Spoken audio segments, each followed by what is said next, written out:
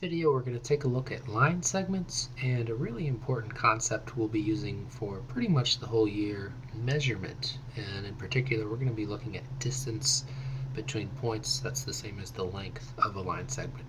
So we've seen that a line extends indefinitely in opposite directions. For us, a line segment is going to be a finite portion of a line with two endpoints. We could really just say it's a set of points, like a line, that extends from one point to another. Typically, your line segments will look something kind of like this. Here I have a line segment that starts at M and ends at T, or you could say it starts at T and ends at M. The way that we're going to name this line segment is using its endpoints. We could either say MT or TM. We just have to be sure that we don't put a line symbol above, we put a line segment symbol above. Seems a little silly that it matters, but it actually does. They're communicating two totally different ideas. One goes on forever, and one doesn't. We have something called the ruler postulate. So for now, you can think of a postulate as basically a common sense rule. What this postulate tells us is every line segment has a measurement. It doesn't matter how small a line segment is or how big it is, we can always assign a measurement to that line segment.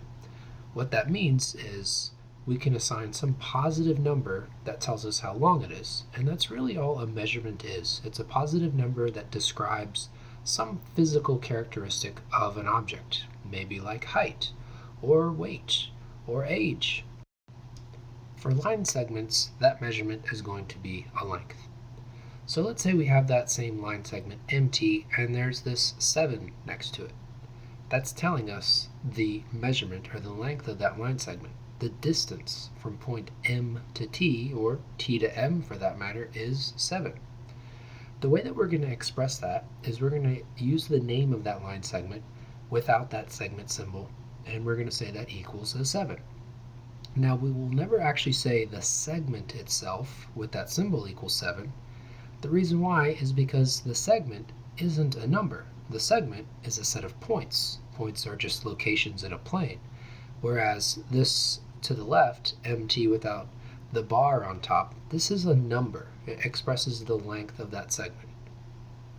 Now let's suppose that we have another line segment, AB, that also has a 7 next to it. We could say that these two segments have the exact same length or the same measurement. Now we might be tempted to say that these two segments are equal. But the problem there is segments, again, do not equal anything. Segments are just a list of points in a plane. So instead of saying segment equals another segment, we're going to say that their lengths are equal. Another way to say that is with this little squiggly symbol above the equal sign. This means congruence.